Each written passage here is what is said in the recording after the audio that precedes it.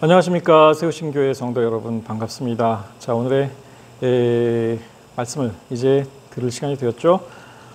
우리 함께 기도하겠습니다. 자비하신 아버지 하나님, 은혜를 감사합니다. 이 시간 이제 주님의 성일, 우리 사랑하는 세우신교회 모든 성도들 주님 안에, 주님 앞에 나와 머리를 숙여 이제 기도합니다. 하나님, 이 시간, 이 말씀의 시간을 축복하여 주시고 주의 귀한 말씀으로 채워 주시옵소서.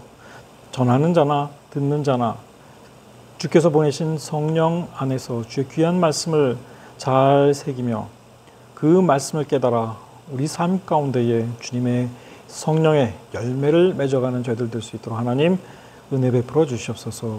이 시간이 참으로 아름다운 시간이 되기를 원합니다. 우리의 영혼을 주께서 함께 하시고 통촉하시고 이 시간 통해 영광 받으실 줄 믿사옵고 예수 그리스도의 이름으로 간절히 기도하옵나이다. 아멘. 반갑습니다. 여러분, 우리 함께 인사 나누겠습니다. 잘 오셨습니다. 앞뒤로 우리 인사합니다. 좌우 앞뒤로 반갑습니다. 잘 오셨습니다. 자, 오늘 제가 준비한 말씀은 이제 뭐 늘 이렇게 강단에 서서 주님의 말씀을 전할 때 기쁘고 힘이 되고 용기를 주는 뭐 이제 그런 말씀 전하면 참 좋겠는데 이 성경에는 그런 말씀만 있는 게 아니거든요. 그러니까 마치 우리 인생에 늘 달콤한 일들만 생겨나는 것이 아닌 것처럼 때때로는 우리가 감당하기 어려운 이제 고난이나 슬픔이나 또는 정말 이해하기 어려운 그런 일들도 겪게 되죠. 사실 성경 안에 그 수많은 다양하고도 때때로는 충격적인 일들도 있는 것은 바로 우리 인생의 인간의 삶 가운데에 그런 일들이 일어나기 때문입니다. 그 속에서 하나님의 뜻을 찾고 그 속에서 하나님의 계획이나 하나님께서 바라시는 바들을 이제 읽도록 우리에게 이런 일들을 다 이제 알리시는 것 같습니다. 자, 오늘의 제목은 애통하는 자는 복이 있나니, 마태복음에 나오는 팔복의 말씀 가운데 한 구절입니다. 애통하는 자는 복이 있나니 그들이 위로를 받을 것이며, 그 전에 시인 윤동주의 팔복이라는 시가 있었어요. 근데 그 시가 이 구절만 가지고 애통하는 자, 슬퍼하는 자는 복이 있나니 그들이 영원히 슬플 것이요, 뭐 이렇게 했나 그랬던 것 같아요. 왜 그랬는지 이유는 알 수 없습니다. 성경 구절을 그렇게 살짝 비틀었죠. 자, 어쨌든 이 성경 안에서 제가 보기엔, 제가 읽기에 가장 구약 성경 안에서 뭐 신약을 통틀어도 괜찮습니다. 가장 슬픈 어머니를 하나 꼽으라 한다면 바로 이 리스바라는 잘 알려지지 않은 이름의 여인입니다. 애통하는 자. 저는 이것이 왜 이 마태복음 5장 4절이 팔복 중에 하나 들어가 있는지 사실 참 이해하기 어려워요. 그 다른 구절들은 꽤 그래도 이해할 수 있습니다. 뭐 화평케 하는 자 복이 있나니 저가 하나님의 아들이라 일컬음을 받을 것이며, 심령이 가난한 자 복이 있나니 저희 천국이 저희 것이며, 다 좋잖아요. 근데 왜 애통하는 자는 복이 있다고 하셨을까요? 물론 고통을 받으면 그 이후에 하나님께서 이제 그 회복시켜 주시고 온유한 자 땅을 기업으로 받을 것이고 다 이해할 만한데, 애통하는 자가 복이 있다라는 것은 뭔가 정말 어려운 부분이 있었습니다. 그런데 그 이유가 그들이 위로를 받을 것이다 하기 때문에 한다 하는 것이었죠. 자, 사실 제목은 이런데 이제 오늘의 이야기는 아까 제가 말씀드린 정말 구약 성경 안에서 여러분들이 어쩌면 많은 분들이 처음 들어보시는 이름일 수도 있습니다. 리스바라는 여인입니다. 제가 감히 말하건대 구약 성경, 신약 성경을 통틀어 가장 슬픈 어머니가 된 사람입니다. 자, 다윗 시대에 일어났던 일입니다. 비교적 다윗의 통치기 이제 후반, 거의 이제 다윗이 나이가 많이 들었고, 그러니까 다윗의 통치 말년에 이제 일어났던 일이에요. 그의 통치기에 3년 동안 기근이 일입니다. 3년 동안. 기근이라 하면 가뭄과는 조금 달라요. 기근은, 가뭄은 이제 비가 내리지 않아서 농사가 다 망치고 먹을 게 떨어지죠. 근데 가뭄으로 인하여 먹을 게 없어졌을 때 발생하는 배고픔, 사람들이 굶어 죽기 시작합니다. 이게 기근입니다. 우리나라 과거 조선시대에도 뭐 경신년에 경신대기근이며 유명한 기근들이 있어요. 우리나라에서도 막 사람들이, 그러니까 집집마다 산송장이 뭐 발견되고 이제 이런 시대. 자, 이때 발생한 일인데 이게 기본에 살고 있던 가나안 족속으로서 이스라엘화돼서 이스라엘 사람들 이제 이 백성 가운데에 살고 있던 기브온 사람들, 기브온의 히위 족속이에요. 이 사람들과 관련된 이야기였습니다. 오늘은 이 이야기를 중심으로 말씀을 전하고자 합니다. 다윗 시대에 해를 거듭하여 3년 동안 기근이 있었습니다. 많은 사람이 굶어 죽었겠죠. 자, 이렇게 되면 이 왕의 자기 스스로 책임을 느끼지 않을 수 없죠. 여호와 앞에 간절히 간구하고 기도를 합니다. 하나님, 이 기근을 끝내주십시오. 이 기근이 속히 끝내야 우리 백성이 살아갈 수 있습니다. 기도합니다. 자, 그랬더니 하나님께서 3년 뒤에 답변을 주세요. 그 답변이 이렇습니다. 여호와께서 이르시되 이는 사울과 피를 흘린 그의 집으로 말미암음이니 그가 기브온 사람을 죽였습니다 하는 겁니다. 무고한 기브온 사람들을 학살했다 하는 겁니다. 이 나중에 이제 그 기브온 사람들에게 찾아가서 이 다윗이 물어요. 그러니까 무슨 일이, 그러니까 어떤 일이 있었는지에 대해 이들이 증언을 하는데 그들이 왕께 아뢰되 우리를 사울 왕이 그랬다는 거예요. 사울 왕이 우리를 학살하였고 학살이 벌어졌다는 겁니다. 기본에 살던 이 휴이 족속들, 이스라엘 백성화돼서 이들 가운데 허락을 받고 살고 있었던 사람들입니다. 나중에 이제 어떤 일들이 원래 옛날에 어떤 일들이 있었는지들 다 말씀드릴 거예요. 우리를 학살했고 또 우리를 멸하여 이스라엘 영토 내에 머물지 못하게 하려고 모해했다라는 이야기를 털어놓습니다. 하나님께서 이것을 기억하셨다 하는 얘기인데 이 시점에 이 기브온 사람들에게 사울이 행한 일 때문에 이런 기근이 내렸다라는 것입니다. 그러니까 사울 왕 한 사람의 잘못만이 아니었다 하는 겁니다. 왜냐하면 이거를 보면 알 수 있어요. 그러니까 사무엘하 21장 2절 보면 이런 얘기가 나옵니다.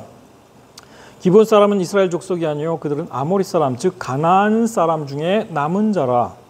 그런데 허락을 받고 거기에 이제 여호수아 시대에 있었던 사건이 있어요. 조금 이따 이제 말씀을 드리겠습니다.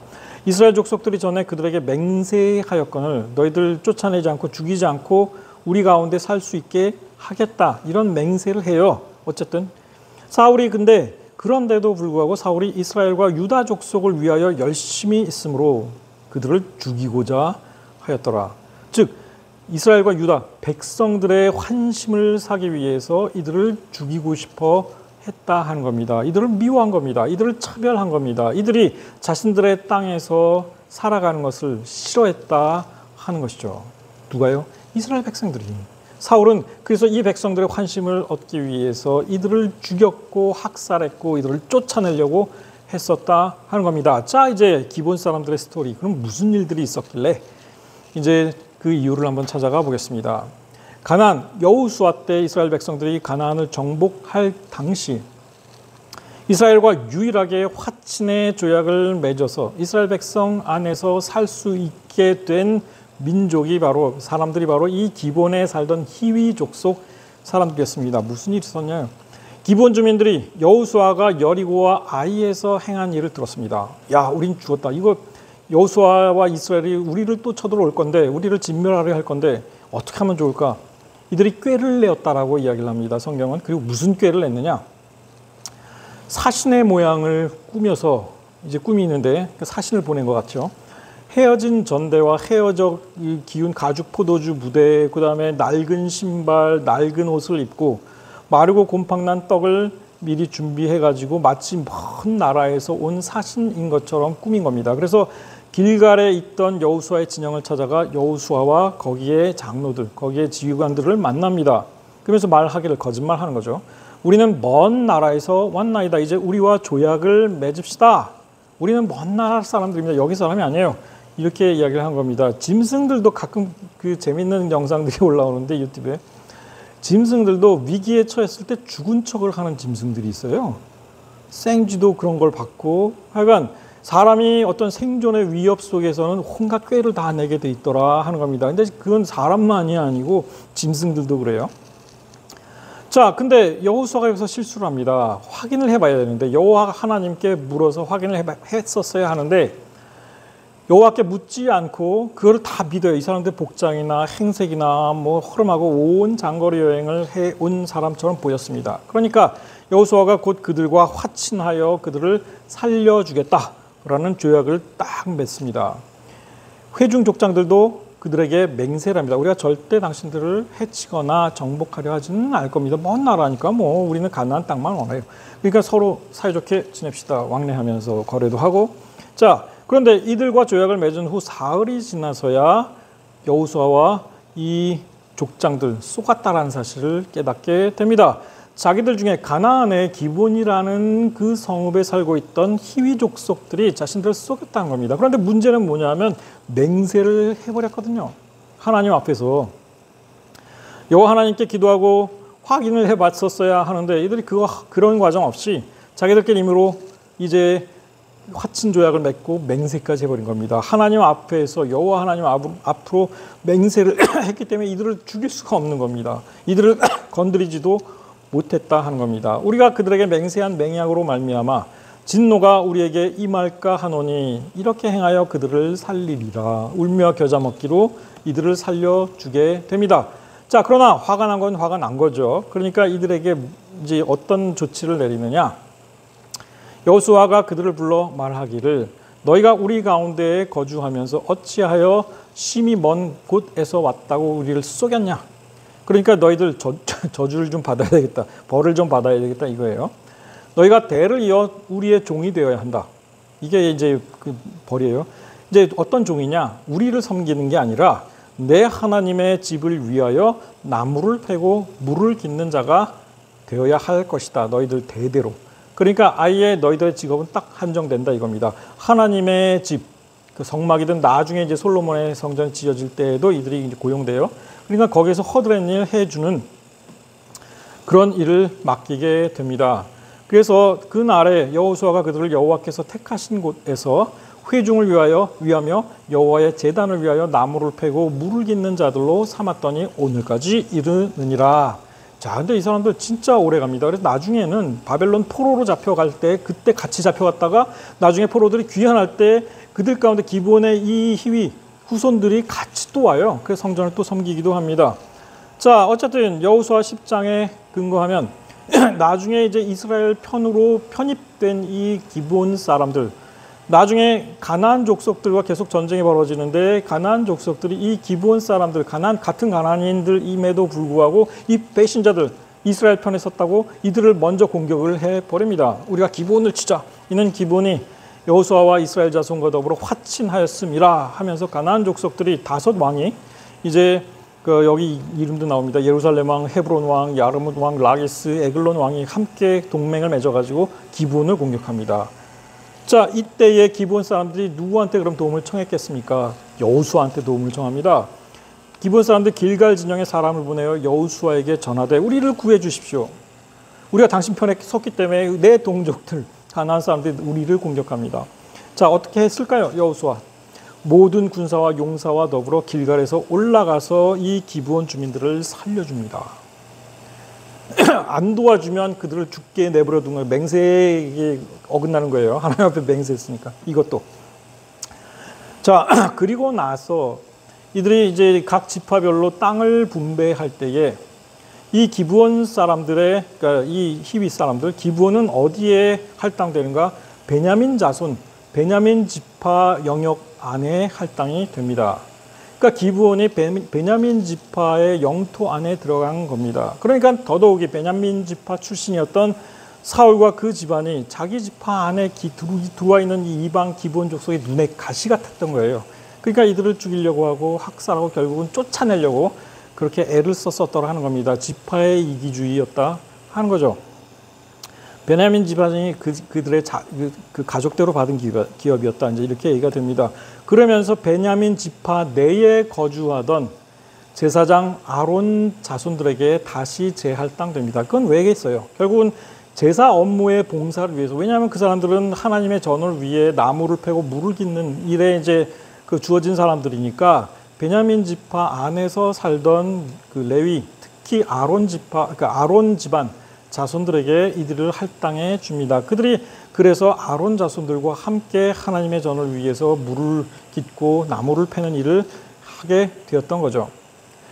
나중에 이제 어쨌든 예루살렘 성전 건축 전까지는 그래서 기브온에 큰 산당이 있었는데 특히 이들에게 이 기브온 산당에 여호와의 성막을 세웠습니다. 그리고 거기 그 제단, 옛날에 가나안인들이 사용하던 그 제단에서 여호와께 제물을 드리기도 했었습니다. 그래서 보면 다윗 시대에도 기브온 산당에서 여호와의 성막 앞에 이제 언약궤도 이제 모셔놓고 뭐 그랬다는 거예요. 그래서 솔로몬이 처음 왕이 되었을 때에 기브온 산당에 가서 제물을 드렸던 겁니다. 왜냐하면 거기에 여호와의 성막이 세워져 있었기 때문이었고 기브온의 주민들이 바로 이 여호와의 성막을 위하여 물을 깃고 나무를 패고 이런 일들을 했었기 때문에 그랬습니다. 왕이 제사하러 기브온으로 가니 거기는 산당이 큼이라 솔로몬이 그 제단에 1000번제를 드렸고 그날 기브온에서 잘 때에 밤에 하나님께서 솔로몬에게 나타나셔서 내가 너한테 뭘 줄까? 원하기만 해라.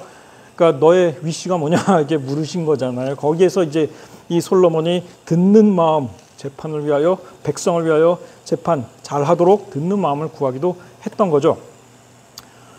자, 여기까지가 이 기브온 사람들의 이야기입니다. 그러니까 이들은 완전 이스라엘화된 사람들이었고 이제 그 화친의 대가로 그들이 생존을 얻는 대신에 성막을 위해 정말 열심히 봉사하고 충성했던 사람들이에요. 다만 그들의 거주지 기브온이 베냐민 영토 안에 있었었는데 그러니까 특히 베냐민 지파 사람들이 이 사람들 되게 싫어한 거예요. 그러니까는 그 영토 안에 자리를 차지하고 성읍을 차지하고 거기 살고 있으니까 미워한 겁니다. 이 사람들이. 그래서 이 기브온 사람들을 학살했었다 하는 거죠. 자, 다시 다윗 시대로 돌아가 봅니다. 다윗이 이제 기브온 사람들을 불러서 그들에게 묻습니다. 다윗이 그들에게 묻되 내가 너희를 위하여 어떻게 하랴? 내가 어떻게 속죄하여야 너희가 여호와의 기업을 위하여 복을 빌겠는가? 어떻게 하면 내가 어떻게 너희들에게 해주면 너희가 그 하늘 이제 다 내려놓고 정말 우리를 용서하게 주겠는가? 이걸 묻습니다. 내가 어떻게 하면 속죄할 수 있을까? 다윗이 왕으로서 이것을 묻습니다. 이때 기브온 사람이 대답합니다.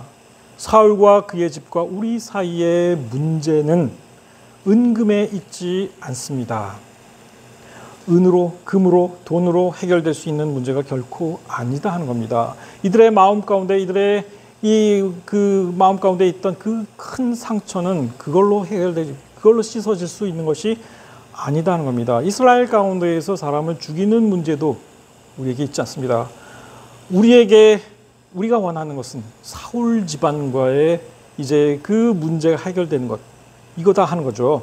그러니까 다윗이 묻습니다. 너희가 말하는 대로 내가 다 시행할 테니까 말해보라 이야기를 합니다. 그랬더니 이들이 참 충격적인 답변을 합니다. 왕께 아뢰되 우리를 학살하였고 또 우리를 멸하여 이스라엘 영토 내에 머물지 못하게 하려고 모해한 사람 곧 사울 왕의 자손 7사람을 우리에게 내주소서. 여호와께서 택하신 사울의 고을 기브아에서, 기브온과 기브아는 달라요. 기브아는 예루살렘에서 그리 멀지 않습니다. 하여간 거기가 기브아가 사울의 고향이었고 그 다음에 사울 왕의 왕궁이 기브아에 있었습니다. 사울의 고을 기브아에서 우리가 그들을 여호와 앞에서 목매어 달겠나이다. 이렇게 원합니다. 사울의 자손 7명을 우리에게 주시면 그의 고향 기브아에 가서 그 7명의 자손들을 목매달아서 여호와 앞에서 목매달겠습니다. 이게 끔찍하게 어떻게 이런 걸. 자, 그런데 여긴 이유가 있어요. 이 기브온 사람들이 요구했던 것은 율법의 정의였습니다. 출애굽기 21장 23절 25절에 이런 구절이 나옵니다. 그러나 다른 해가 있으면 갑자기 생명은 생명으로, 눈은 눈으로, 이는 이로, 손은 손으로, 발은 발로, 된 것은 된 것으로, 상하게 한 것은 상함으로, 때린 것은 때림으로 갚을 지니라. 이 시대에 많은 문화권에서 이와 같은 그 원칙을 가진 법들이 많이 존재했습니다. 대표적인 게 이제 함무라비 법전에도 이런 원칙들이 나와요. 너희 딱 이런 데 때렸다? 그럼 너도 한 대 맞아. 이런 거죠. 근데 생명을 해했다 한다면 그것을 생명은 생명으로만 갚게 되어 있었습니다. 생명은 생명으로만 갚게 되어 있었다 한 겁니다. 오늘날의 이런 원칙은 뭐 통용되지 않죠. 그러니까 과거에 이제 전통적인 그런 사회 속에서는 이런 원칙들이 많이 있었고 실제 모세 율법 안에도 이게 나옵니다. 생명은 생명으로 갚으라 하는 거죠. 자, 그러니까 뭐 누구 살인을 저지르면 그 사람 살인이에요. 아니면 대신에 다른 사람이 죽거나 뭐 이런 식이에요. 그러니까 예수 그리스도의 대속의 죽음도 어쩌면 그러니까 어느 정도는 이와 같은 요소가 있는 겁니다. 예수 그리스도의 어떤 그 생명 제물로 바쳐짐을 통해서 이제 속죄의 제물로 그래서 이제 우리 인류가 범죄한 것들에 대한 이제 그 대속의 의미가 있는 거잖아요. 자, 결국은 다윗이 이들의 이야기를 수용합니다. 다윗에게 주어진 과제는 그럼 무엇이겠습니까? 어떻게 하면 사울의 누구를 택할 것이냐 하는 겁니다. 사울의 이 자손들 가운데 어떤 7명을 택할 것이냐 이게 이제 고민이 돼요. 그런데 옛날에 사울의 맏아들이었던 요나단하고 다윗이 아주 절친이었단 말이에요. 그러니까 이 아버지 사울 왕이 다윗을 죽이려고 막 병사들을 풀어가지고 쫓아당길 때에 아들 요나단이 자기의 친구였던 다윗을 도망시켜주고 피하게 만들어주고 아버지를 배신하면서까지 이렇게 했어요. 그때 요나단이 다윗을 도와주면서 그에게 한 가지 맹세할 것을 요구합니다. 약속해요. 두 사람이 다윗을 풀어주면서, 그러니까 다윗을 도망시켜주면서 나중에, 그러니까 요나단은 이미 미래를 알고 있었습니다. 자기 아버지는 몰락할 것이다. 하나님을 거역하고 버림받은 자기 아버지는 몰락할 것이다. 근데 사울 왕은 이제 요나단에게 너가 후계자인데 후계자로서 제대로 행동해라. 이제 이런 걸 강요하고 있었던 상황이었으나 요나단은 알고 있었습니다. 다윗이 언젠가는 왕이 될 것이라는 사실을. 그래서 다윗에게 부탁합니다. 내 가족들을 보살펴달라.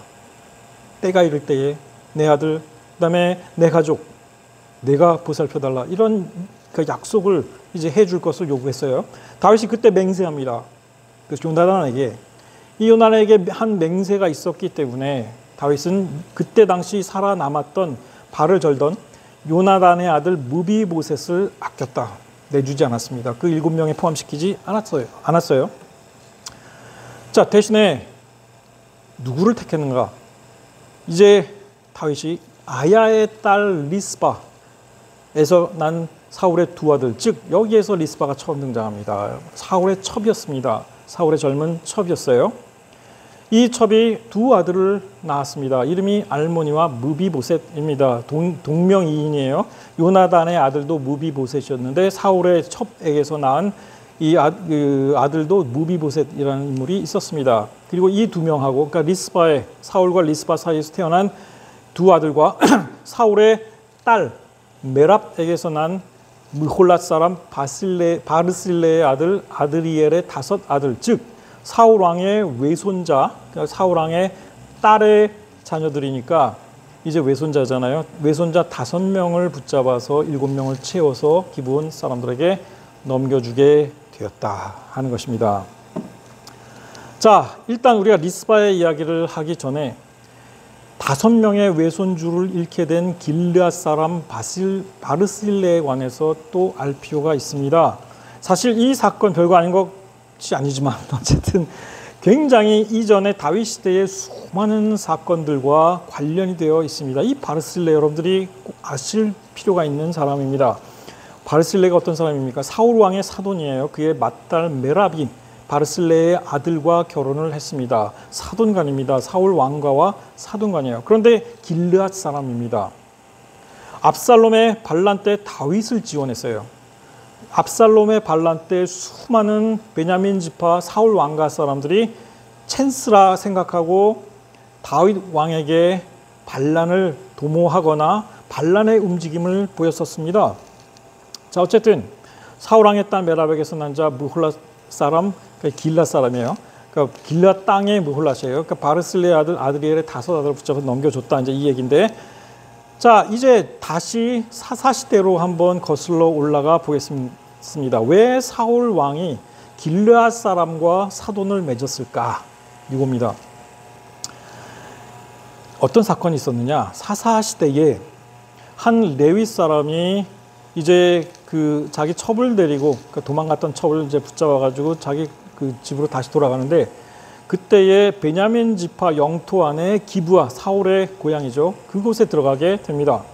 그런데 그 기브아 동네에 베냐민의 불량배들이 있었어요. 그러니까 외지인이 오니까 이제 이 레위 사람을 내라 여관에 들어갔는데 내놔라. 근데 여기 동성애예요. 동성애 들어갑니다. 그러니까 그 남자를 우리가 범하게 이제 저기 하겠다 하니까 그 여관 주인하고 이 레위 사람이 이제 그 특히 여군전 이거 하지 말라고 이 부끄러운 짓 하지 말라 하는데 막무가내. 그러니까 나중에 결국 레위 사람이 자기의 첩을 내줍니다. 그랬더니 밤새 이 첩을 괴롭히고 범하고 해요. 나중에 첩이 돌아오는데 그 문 밖에서 그만 죽고 맙니다. 이것을 발견한 이 레위 사람 자신의 첩 시신을 토막내서 12지파에 쫙 다 보내요. 나머지 지파 베냐민 뺐겠죠. 그랬더니 이 모든 이스라엘 지파들이 들고 일어납니다. 도대체 이런 일이 어떻게 우리 가운데 일어날 수 있는가 하는 겁니다. 이때에 베냐민 지파를 상대로 이스라엘 모든 지파들이 요구합니다. 이 짓을 범한 불량배들을 우리에게 내놓으라. 그들을 우리가 처단하겠다 요구를 해요. 근데 베냐민 지파에서 내놓지를 않아요. 베냐민 지파에서 내놓지를 않습니다. 그리고 이스라엘 모든 지파와 전쟁 준비를 합니다. 결국은 이제 이스라엘 모든 지파들이 모여서 베냐민 지파와 전쟁을 벌이게 됩니다. 이스라엘 안에 내전이 벌어진 것이죠. 결과는 어땠을까요? 결국은 베냐민 지파가 패합니다. 베냐민 지파의 많은 이들, 거의 대부분의 사람들이 도륙당합니다. 지파 하나가 완전히 멸절 위기에 처하죠. 600명만 살아남아서 남자 600명만 살아남아서 도망칩니다. 그런데 이때 베냐민 지파를 공격하는 이 이스라엘 지파 연합 군대를 보내지 않은 사람들이 있었습니다. 그게 누구냐면 요단강 동편 므낫세 지파에 속했던 길르앗 사람들이었어요. 그러니까 길르앗 사람들은 사람들을 보내지 않았습니다. 그러니까 일단 도망간 600명의 베냐민 지파 사람들은 두고 이 이스라엘 모든 지파들은 다 계수해 본다면 길르앗 사람들이 오지 않고 베냐민 편을 들었다 하는 이유로 길르앗을 공격해서 그곳을 또 전멸을 시키려고 합니다. 그래서 거기도 멸절의 위기에 처해요. 근데 나중에 돌이켜 보건대 12지파로 우리를 세워 주셨는데 한 지파가 완전히 멸절 위기에 처한 것을 보고 이 온 이스라엘 백성들이 그걸 슬퍼합니다. 결국은 베냐민 지파를 살리자. 그래서 남은 600명과 길르앗 땅에서 포로로 잡은 길르앗의 여성 400명을 결혼을 시켜요. 결혼을 시킵니다. 근데 어쨌든 자기 딸들은 베냐민 자손에게 주지 않겠다고 하나님 앞에 또 맹세를 하거든. 그러니까 자기 딸은 줄 수 없고 대신에 길르앗 땅에서 포로로 잡아온 여성, 처녀 400명을 이제 잡아서 이 베냐민 지파 생존 남성들과 결혼을 시켜줍니다. 자, 그러니까 이미 이 시대부터 베냐민 지파와 길르앗 사람들 사이에는 이제 온전히 결혼 관계를 거의 생존의 위기에 처한 두 집단의 사람들이 모여서 사실상 한 지파가 된 겁니다. 이 위기 속에서 그래서 이 길르앗 여자들과 베냐민 지파 생존 남성들이 결혼해서 다시 재건하게 되고 그 다음에 베냐민 지파에서 사울 왕이 이스라엘의 첫 번째 왕으로 택함을 받게 됩니다. 여러분, 왜 하나님께서 이 가장 약한 베냐민 지파에서 왕을 세우셨을까요? 왕이 너무 큰 권력을 가지면 안 되기 때문입니다. 그래서 가장 약한 지파 출신에서 왕이 나오도록 택하신 거죠. 그것은 마치 이 세상에서 이스라엘 백성을 택하신 이유가 이스라엘이 이 세상 어떤 민족보다 그 수가 가장 작고 가장 약했기 때문에 이스라엘을 세우신 것과 그러니까 자기 백성으로 삼으신 것과 같은 이치라 할 수 있겠죠. 자, 베냐민 지파 출신이었던 사울이 왕으로서 제일 먼저 한 일이 무엇인 줄 아십니까? 여러분, 암몬 왕 나하스, 히브리어로 나하슈예요. 뱀이란 뜻입니다. 뱀이. 이 암몬 왕 나하스가 군대를 이끌고 길르앗 야베스 또는 길르앗, 이 길르앗을 공격합니다. 와가지고 근데 길르앗은 약해요. 그러니까 우리랑 언약하자, 우리가 너희를 섬기겠다, 조공바치겠다, 막 이렇게 하는데 이 나하스, 이 암몬 왕이 아주 이런저런 거절하면서 모욕을 해버립니다. 내가 너희 오른 눈을 다 빼야 너희와 언약하랴. 이게 됩니까? 안 되죠. 그리고 내가 이스라엘을 이런 식으로 대해주겠다. 이스라엘까지 모욕을 해버립니다. 그래서 이 기브아 뭡니까 길르앗에 살던 이제 길르앗 사람들이 전령을 보내가지고 사울이 사는 기브아에 전령을 보내서 이 모든 일을 알려줍니다. 사울이 백성을 이끌고 분연히 일어나서 이제 이 길르앗 땅으로 가서 이 암몬 나하슈를 물리치고 이들을 구해해 줍니다. 길르앗과 베냐민 지파 사이에 사울 집안과의 사이, 특히 베냐민 지파의 사울 왕과 사이에는 이와 같은 관계가 점점 더 커지는 거죠. 그러니까 길르앗과 사울 왕과 사이는 굉장히 아주 끈끈한 그런 관계가 돼요. 나중에 사울 왕이 하나님께 버림을 받고 블레셋과의 전쟁에서 다 전사하게 됩니다. 이 사울 왕도 죽고 그의 세 아들도 전쟁터에서 길보아 산지에서 다 전사하고 말아요. 그런데 이 전쟁터 쓰러져 있는 그 많은 시체들을 보다가 블레셋 사람들이 사울과 그 세 아들이 죽어 있는 것을 발견을 하게 되죠. 그때에 이 블레셋 사람들이 사울의 머리를 베고 그의 갑옷을 벗겨서 블레셋 땅으로 보내버리고 그 다음에 이들의 시신을 벳산이라는 이스라엘 성읍 그 성읍의 성벽에다가 박아버려요. 못으로 박아버립니다. 끔찍한 일이었죠. 자, 그런데 이때에 길르앗 야벳 사람, 이 사람들은 요단강 저 동편 강을 건너야 돼요. 길르앗 쪽으로 가려면.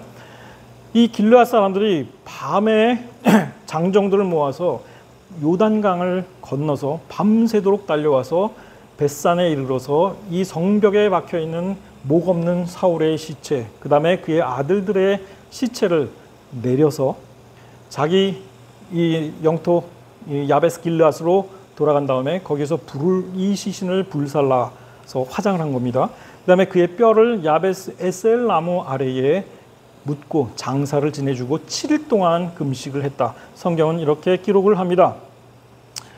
왜 원래 화장하는 것은 이스라엘의 그 매장 방식이 아니에요. 그러니까 장례 풍습이 아닙니다. 이것은 블레셋 사람들의 장례 풍습입니다. 블레셋 사람들의 원류가 그리스인들이에요. 원래는. 그러니까 그리스가 원래 화장을 해요. 그때 당시에도. 근데 왜 이렇게 했을까? 블레셋인들이 사울 왕의 시신과 그 아들의 시신이 없어진 걸 발견하면 찾으려고 다녔을 겁니다. 그래서 수소문했을 거예요. 그러니까 일찌감치 뼈가 썩기를 기다리기 전에 이 시체가 썩기를 기다리기 전에 그냥 화장을 해서 그 뼈를 추인 다음에 감춘 겁니다. 블레셋 사람들이 찾지 못하도록 이렇게 한 거예요. 그러니까 길르앗 사람들이 이렇게까지 신경을 썼어요. 자, 그리고 나서 이제 다윗 왕이 이제 뭐 온갖 일들이 많이 일어나죠. 다윗 왕. 그러니까 나쁜 일도 많이 행했어요. 바세바를 범하거나. 그러니까 그 이후에 결국은 이제 굉장히 많은 큰 벌들을 받게 되는데 그 중에 하나가 자기 아들 압살롬의 반란이 일어납니다. 근데 이 압살롬의 반란이 일어났을 때 사울 집안이 꿈틀거립니다.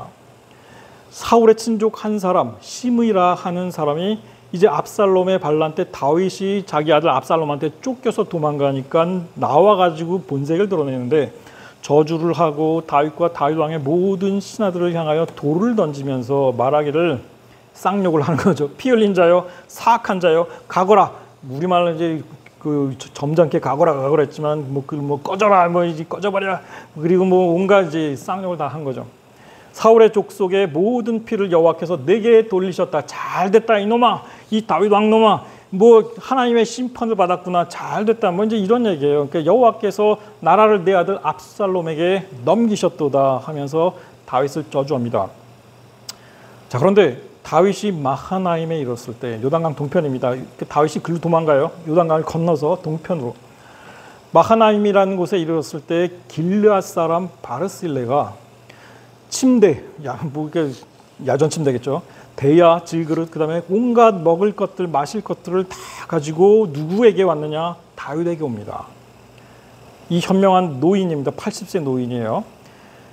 자기 생각에 백성들이 시장하고 곤하고 목마르겠다 도망쳐 왔으니까 예루살렘에서. 그러니까 이 다윗 일행을 굉장히 공개하고 공양을 해줍니다. 먹을 것을 제공하면서 다윗의 편을 선다 하는 겁니다. 자, 그런데 압살롬의 반란에서 모든 사람들의 예상과 달리 다윗이 승리합니다.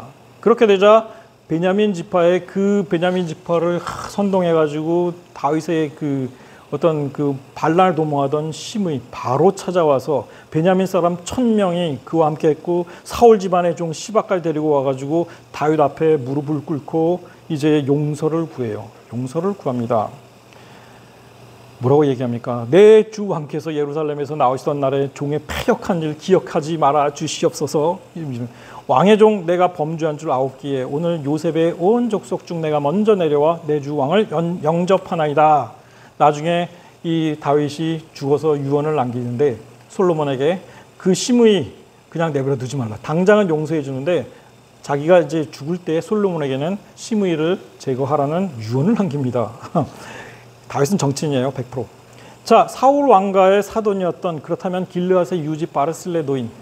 자기 어려울 때 공개해 줬잖아요. 다윗이 제안을 합니다. 길르앗 사람 바르실레에게 요단을 건너가려는데 이제 바르실레가 전성하러 나왔어요. 그 사람은 요단강 저쪽에 사는 사람이잖아요. 그러니까 나와 함께 예루살렘을 가자. 내가 나에게 공개해 준 것처럼 내가 너를 공개해 주겠다. 성전에서 아주 즐거운 삶을 살게 해 주겠다. 그러니 바르실레여 나와 함께 예루살렘으로 가자. 이렇게 제안을 합니다. 바르실레가 뭐라고 답합니까? 내 생명의 날이 얼마나 있사옵기에 어찌 왕과 함께 예루살렘으로 올라가리이까? 내가 나이 80인데 무슨 뭐 좋은 음악이며 좋은 음식이며 이런 게 다 뭐 소용이 있겠습니까? 당신의 종을 돌려보내 주시옵소서. 내가 내 고향 부모의 묘 곁에서 죽으려 합니다. 다윗이 왜 바르실레를 자기 곁에 두고 싶어 했을까요? 사울 왕가의 사돈이었고 힘이 있는 유지였고 부자였습니다. 언제 또 이 사울 왕가의 반란 이거 일어날까봐 다윗은 전전긍긍하고 있었습니다. 사실은 바르실레 사실 되게 두려운 존재였던 겁니다. 적은 친구는 가까이, 적은 더 가까이. 어떻게 보면 그런 원칙이에요. 가까이 두려 했습니다. 하나 현명한 바르실레는 그 자리를 피합니다. 이것은 인질이거든. 그 이후에도 베냐민 지파의 반란은 끊이지 않습니다. 세바라는 베냐민 사람 인물이 베냐민 출신 인물이 또 반란을 일으켰고 물론 실패로 돌아갑니다. 자, 이제 우리의 오늘의 주인공 리스바. 사실 리스바에 관한 정보는 없습니다. 그 아버지의 이름이 아야였다라는 것 외에는 어느 출신인지도 아무도 몰라요. 아마도 별로 보잘것없는 집안 출신이었던 것 같습니다. 정치와는 무관했던 사람입니다. 어떤 무슨 배경도 있는 사람이 아니었습니다. 그냥 사울 왕의 첩이 됐습니다. 미모가 좋았겠죠. 자, 그러나 이 두 아들 이렇습니다. 엄청난 정치적인 사건들과 연루된 이 사건. 이 속에서 정말 아무것도 모르는 이 여인 두 아들을 잃습니다. 기본 사람이 그들을 산 위에서 여호와 앞에 목매어 달매 보리를 베기 시작하는 때였더라 합니다. 4, 5월에 해당합니다. 이때는 이스라엘의 건기가 시작되는 때입니다. 비가 전혀 내리지 않습니다. 10월, 11월이 되어서야 이스라엘은 비가 내리기 시작을 하는데 그나마도 우기에 비가 안 와서 3년 동안 가뭄과 기근이 있었다라고 이야기를 하고 있습니다. 4, 5월에 7명의 젊은이들이 처형당합니다. 자, 그때 이 어머니 리스바 무슨 행동을 하나요? 굵은 배를 가져다가 자기를 위하여 바위 위에 펴고 곡식 빼기를 시작할 때부터 하늘에서 비가 시체에 쏟아지기까지 그 시체에 낮에는 공중에 새가 앉지 못하게 하고 밤에는 들짐승이 범하지 못하게 한지라. 하늘에서 비가 내릴 때까지 자기 아들들의 시신을 지키며 공중에 새가 앉지 못하게 쫓고 들짐승이 그들의 시신을 먹지 못하게 범하지 못하게 지켰습니다. 베옷을 입고 자리를 펴고 밖에서 숙식하며 잔 것입니다. 이 일을 다윗이 듣습니다. 처형했음에도 비는 내리지 않았어요. 처형했음에도 비가 내리지 않았습니다. 그런데 이 리스바의 이 행동을 듣고 다윗은 마음이 움직입니다. 내가 행할 바가 있다는 것을 깨닫게 됩니다. 리스바가 행한 일이 다윗에게 알려짐에 다윗이 가서 사울의 뼈와 그의 아들 요나단의 뼈를 길르앗 야베스 사람에게서 가져가니, 여러분 보셨죠? 길르앗 야베스 사람들이 밤에 와서 이들의 시신을 이제 가져다가 화장하고 에셀나무 아래 숨겨놨잖아요. 자, 그 사건입니다. 블레셋 사람들이 사울을 길보아에서 죽여 블레셋 사람들이 벳산 거리에 매단 것을 가만히 가져온 것이다. 이들의 뼈를 가져다가 사울의 뼈, 요나단의 뼈, 그리고 나머지 두 아들도 가져왔겠죠. 그 다음에 그 달려 죽은 7명의 젊은이들의 뼈를 거두어서 함께 매장합니다. 함께 장례를 치러줍니다. 사울의 아버지였던 기스의 묘, 이 묘실에 함께 장사를 지내줍니다. 그리고 나서 나오는 구절, 그 후에야 하나님이 그 땅을 위한 기도를 들으시니라. 하나님의 뜻이 여기에 있었습니다. 이때에 내리신 비는 하나님께서도 마치 눈물을 흘리시는 것처럼 느껴졌습니다. 히브리서의 말씀입니다. 한 번 죽는 것 사람에게 정한 것이요 그 후에는 심판이 있으리니 그리스도도 많은 사람의 죄를 담당하시려고 단번에 들이신 바 되셨고 구원에 이르게 하기 위하여 죄와 상관없이 자기를 바라는 자들에게 두 번째 나타나시리라. 모든 죽음에는 이유와 그 다음에 다 사연이 있기 마련입니다. 여러분, 젊은이들이 무슨 죄가 있었다고 그런 죽음을 당해야 했을까요? 리스바 애통하는 자가 되었습니다. 그러나 하나님께서 그리스도께서 말씀하셨습니다. 애통하는 자, 죄가 있어서 괴로워한 게 아니라 정말 이유를 알 수 없는, 왜 내가 이 일을 당해야 하는지 알 수 없는 그 애통함입니다. 애통하는 자, 이 세상에서 애통하는 자 복이 있다라고 말씀하십니다. 왜냐? 그들은 반드시 이 세상에서든 저 세상에서든 위로를 받을 것이기 때문입니다. 모든 죽음에는 이유가 있고 의미가 있습니다. 하나님께서 결국 마지막에 그 죽음을 판단하실 것입니다. 애통하는 이들에게 반드시 하나님의 위로가 있을 것이다라고 그리스도께서 우리에게 약속해 주셨습니다. 이 세상에서든 아니면 앞으로 올 세상에서 그 위로는 복이 된다 하는 겁니다. 지난 우리나라에서 과거에 젊은이들이 많이 죽은 때가 있었습니다. 이태원에서 굉장히 많은 젊은이 죽었죠. 그 다음에 세월호에서 또 많은 젊은이들이 죽었습니다. 그 이유, 그 의미를 우리는 잘 깨달아 알아야 합니다. 젊은이들을 하나님께서 데려갔을 때 정말 스스로를 돌아보고 반성해야 할 이들은 기성세대입니다. 우리 사회는 누구를 비난하거나 그것을 정치적으로 이용하거나 그럴 것이 아니라 우리 스스로를 돌아보고 우리 스스로를 반성할 기회로 삼아야 한다는 얘기입니다.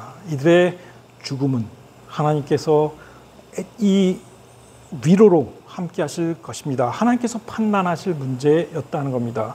이 세상에서 가장 슬픈 어머니가 된 리스바, 그러나 하나님께서 그를 위로해 주실 것이었다 하는 거죠. 기도하겠습니다. 자비하신 아버지 하나님, 은혜를 감사합니다. 우리에게 주신 주의 귀한 말씀을 우리가 되새기며 참으로 우리가 때때로는 알 수 없는 그 이유를 알 수 없는 그 의미를 알 수 없는 슬픔을 당할지라도 혹은 우리의 가까이 있는 이들이 그런 일을 당할지라도 하나님의 깊은 뜻 가운데 그들이 위로받기를 원하며 또 하나님의 위로가 우리 모두에게 임할 줄을 우리가 믿고 그리스도인으로 아름답게 바르게 우리 스스로 돌아보는 삶 살 수 있도록 이끌어 주시옵소서. 감사드리며 예수 그리스도의 이름으로 간절히 기도하옵나이다. 아멘.